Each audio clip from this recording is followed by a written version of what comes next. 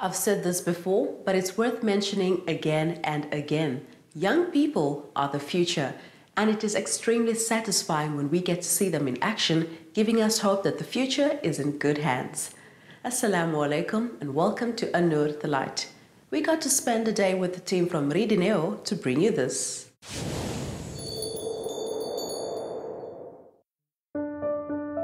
Education remains one of the best tools to improve the lives of ordinary South Africans, yet there are many challenges with accessing quality education. In 2009, a group of young people identified this need and wanted to contribute to uplifting learners with great potential, but limited means. They started an organization and called it Raiden, which simply means to give back. Raiden was started in 2010 by Naima Kasani and Katleho Modizichai. They both came from the school Raukol, now known as UJ Metropolitan Academy.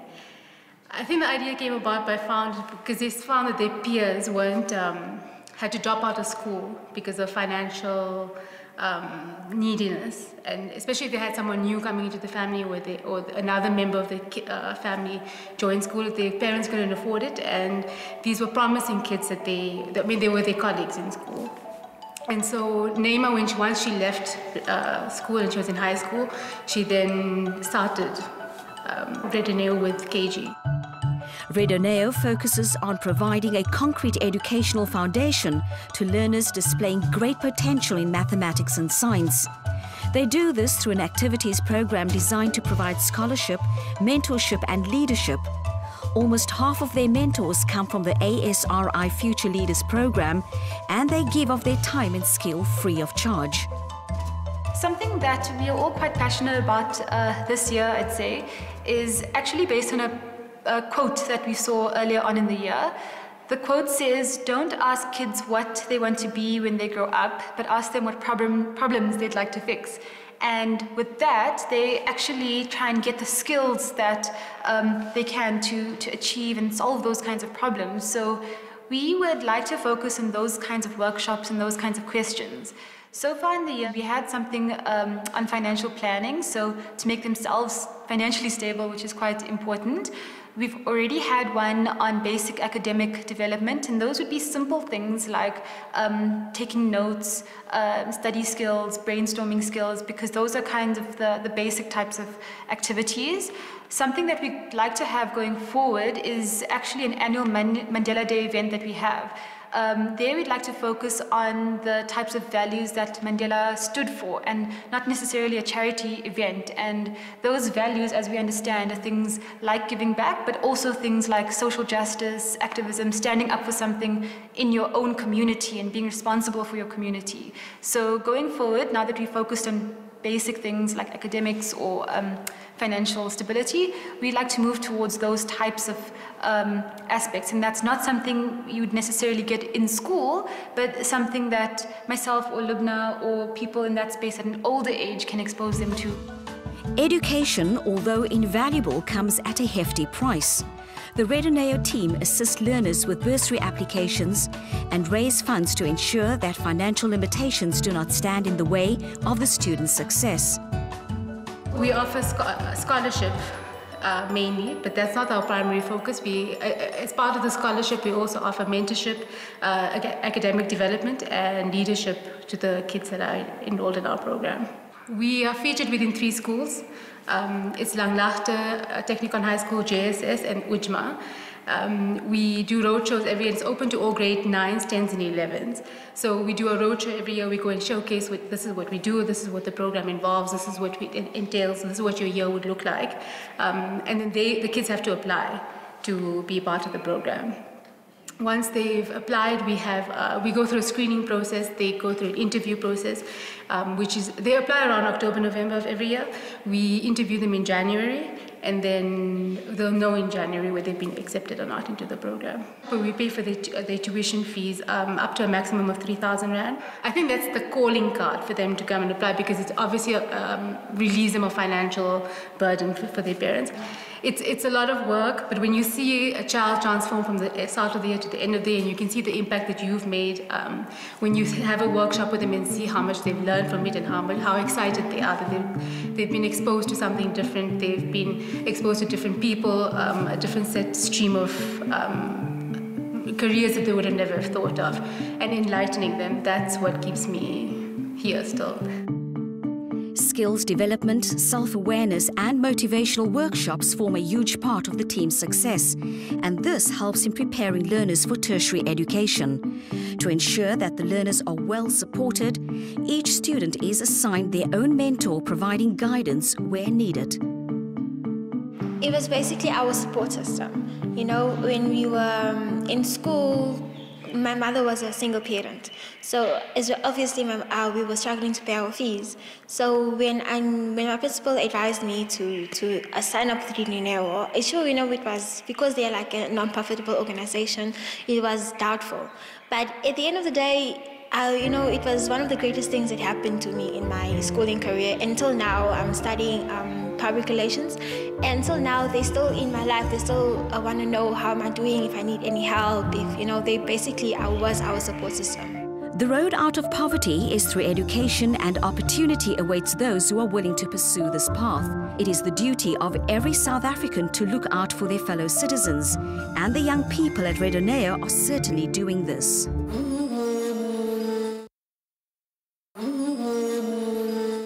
The spirit of the youth remains the fuel in the fire of future leaders, and our country continues to produce young people of impeccable character. Talking about the youth, fashion, of course, is also a priority, as this week's Street Style can attest.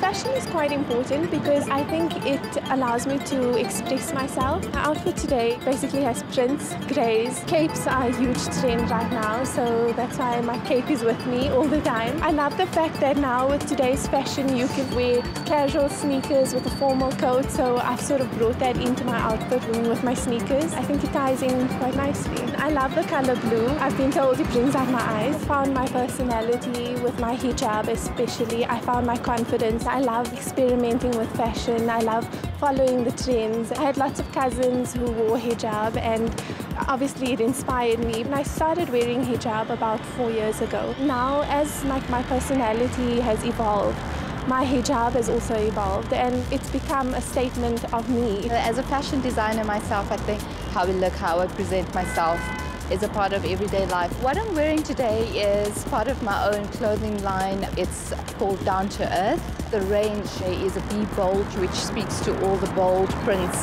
that I've actually included in the brand. What I'm wearing today is one of the tailored blazers from the Be Bold collection, inspired by our South African culture. So it's also bringing the South African culture with a touch of modesty. Finding clothes is a challenge. Starting with our retail stores at this point in time, they don't accommodate for the Muslimah woman in terms of hijab. So we often have to layer the clothing that we're wearing because the length is not right or something to that extent. Keeping the core and the focus and mindset when designing is the Muslimah woman in mind, to maintain the modesty aspect and to also ensure that it's westernized as well. The inspiration behind what I'm wearing today firstly is the weather. My look built up from the fur because I knew it was cold enough to wear fur, and that was the inspiration, and everything started from there. The grey palette was taken away from the colors within the fur, so I decided to focus on one color because I wanted the fur to stand out. My major style icon is Dina Tokyo. She's a fashion blogger from London. Grew up in quite a religious family, so it was quite important. It was never forced upon me, but as I grew up and learned more about the hijab, it was something that I started to don more. My journey began after school when I started going to fashion school, and I wasn't in a Muslim community, and that's when I really found myself more drawn to my hijab. We've seen a lot of emphasis move onto the fingers, so whether it's multiple rings on one hand, or if it's henna art being adopted primarily by the West. So people are starting to emphasize on their fingers. It also comes a lot from the 90s trend. And especially for winter, where your clothes are so heavy and so long and everywhere, it's cool to accessorize your fingers. Social justice remains one of the cornerstones of Islamic thinking, and we spent some time shedding light on this topic. The concept of social justice is a hotly debated topic, closely linked to notions of fairness, calling for equality in the dispensation of resources and access to opportunity, civil liberties and human rights, with a special focus given to providing for the underprivileged members of society. Well, if you're looking at social justice in itself, we're looking at the distribution of wealth to all. Part of our educational program is to make people self-sufficient, self-reliant and independent. So part of the whole program of social justice is within that framework, within the organization that I work with.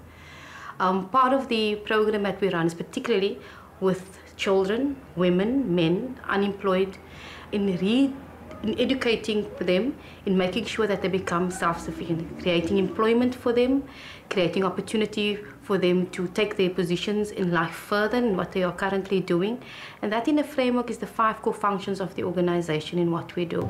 Islam teaches Muslims to place their faith in action as a means to attain blessings. There are over 300 Muslim organizations across South Africa that exist to serve communities in a variety of ways. Well, NGOs play a big role in sort of actualizing the concept of social justice. We are part of the fabric that makes this country great, to be honest with you.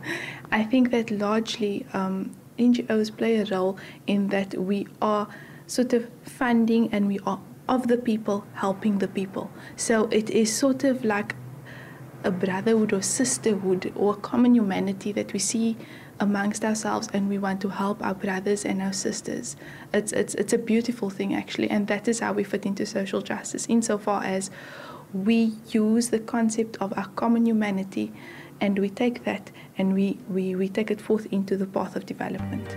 South Africa is arguably one of the most unequal societies in the world. The systemic crippling of the majority of its citizens has led to enormous inequality still apparent in communities today.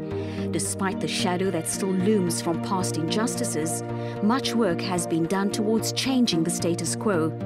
Apart from government intervention programs, NGOs and faith-based organizations have also stepped in to see more equal and fair conditions amongst the citizens of our rainbow nation. We need to develop as a country, and it's not only important to the people who are Muslim, but the people all over the country. We can't develop as sort of like a lone society as Muslim people. We are part of the larger fabric of South Africa, and it's important for us to sort of invest in South Africa's future and also the future of the Muslim community, importantly. The young men and women that we're currently working on, they are the professors, the lawyers, the bricklayers, and building up a community which is currently destroyed by gangsterism, by drugs, by unemployment, and that they're changing that community around to the best of their ability. So yes, I look at these young men and women, and I see our doctors, and I see our teachers, and I see our builders of a nation, and that is something that the Mustadafin Foundation would want to work for the next 30 years. Through education and skills development, healthcare programs and youth interventions, the Mustadafin Foundation seeks to empower the impoverished to achieve self-sufficiency, self-reliance and independence. As an organization is basically, as the motto says, we educate human beings how to live with other human beings. And part of the whole program of action of Mustadafin Foundation is to create self-sufficiency, self-reliance and independence, and that's through education. And under education, we have early childhood development. So you You lay down a foundation for children in order to improve their educational program. Then we have the program for the youth, in particularly those who's out of school, by putting them back into school. We've partnered with NACCW, in particular the Isibindi children. Now you're looking at Tafelsig in particular, where many of the children are not in school. We are now creating an opportunity for children by giving them this field for them to work within an environment, to educate themselves, as well as job creation. SANZAF is a faith-based organization instrumental in the implementation of a number of outreach activities with multiple branches throughout the country. It is focused on knowledge and skills training. One of SANZAF's significant outreach programs is the SANZAF Education Empowerment and Development Program, known as SEED. With SEED, SANZAF is able to shift the focus from providing for to the development and empowerment of the communities it serves. Putting SEED into practice, we do it through various projects. So our projects range from ones that stem from early childhood development. We sort of partner with other organizations also to help students who are unable to afford to go to like early learning centers. So that's one of our projects. And then something like we help centers upgrade. That's another set of projects that we do. But our projects range from people of that age group to students who are at university, and that is done through the SANZAF bursary, and then the vocational training project, which assists people who are at sort of, they need to be employed, but they are above maybe common university going age. Muslims in South Africa can be immensely proud of their contribution to social justice. Not only is it making the country a better place for all to live in, but also fulfills the essence of their belief system, that is, to serve Allah.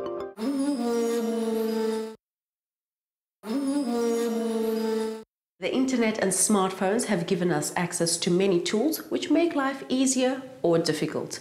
Every month we showcase the best tech and apps, as well as feature a book review. Stand by for this week's choices.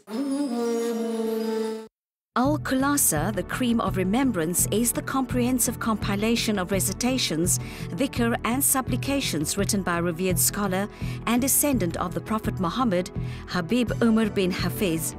Read by millions of Muslims worldwide, Al-Khulasa is the daily companion featuring prophetic invocations taken from the Quran and is essential for the reader wishing to connect to Allah the Almighty and the Prophet Muhammad, peace be upon him.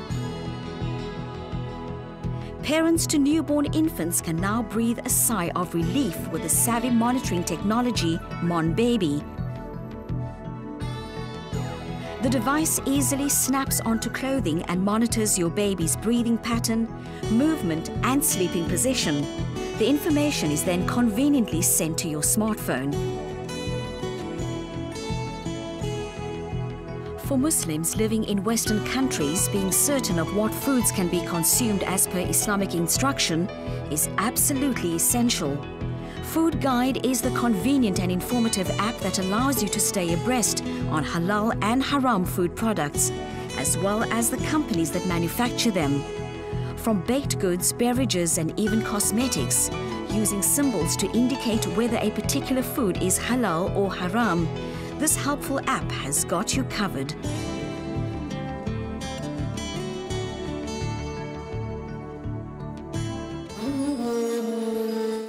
Samira Rawat has cooking in her blood, as she spends every day doing it. This week, she shared with us her homemade passion fruit ice cream recipe with us. Assalamu alaikum. I am Samira Rawat, and today I'm going to be sharing my passion fruit ice cream with you. Passion fruit has a tangy flavor. So to bring out the tanginess, I add my special secret ingredient, which is passion fruit cordial. For the ingredients for this, we require 3 cups of milk, 1 large can condensed milk, 1 large can evaporated milk, and 1 large can of Nestle cream, and 1 cup of passion fruit pulp. For this, I'm just going to be scooping out some fresh passion fruit.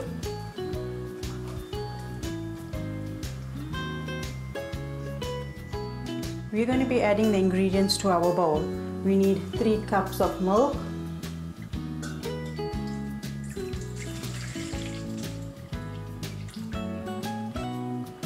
1 large can of evaporated milk,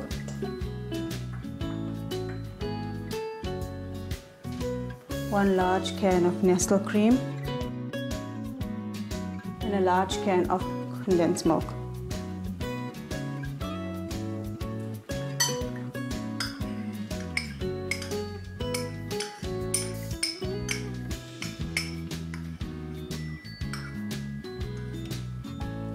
Then we're going to be adding our 1 cup of passion fruit pulp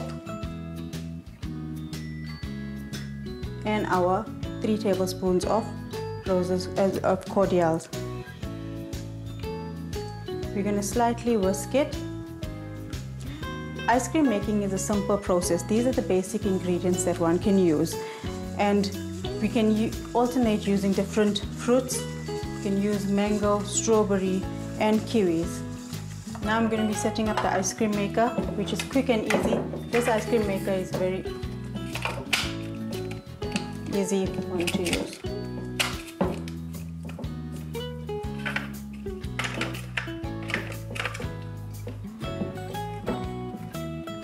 From this ice cream maker we get about 2 liters of ice cream.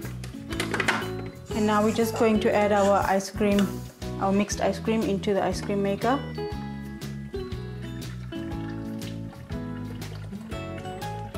Remember, the ice cream maker only takes half the batch at a time because we want to get a nice thick creamy ice cream made out of it. So we're only going to be pouring half.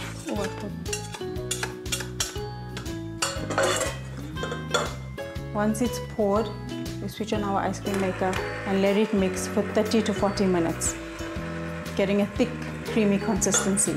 And then we know it's done. After that we take it and we pour it into a container and put it into the freezer till it hardens, and then our ice cream is made. So now that our ice cream's been frozen, this is how it looks after it's been set in the freezer for overnight. I'm going to be scooping our ice cream into our bowls. I like dipping my scoop into the water so we can get full bowls of ice cream.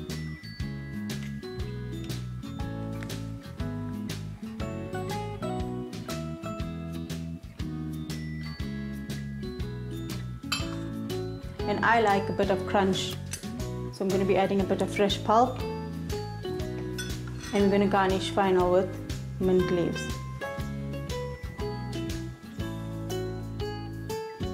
And that's our simple and easy passion fruit ice cream, which one can enjoy at home.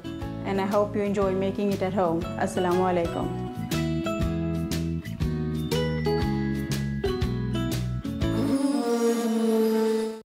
That looked so yummy, and I can't wait to try making it on my own. Shukran for tuning in week after week. From me, Mara Mukonda, Salang Hantle, Assalamu alaikum.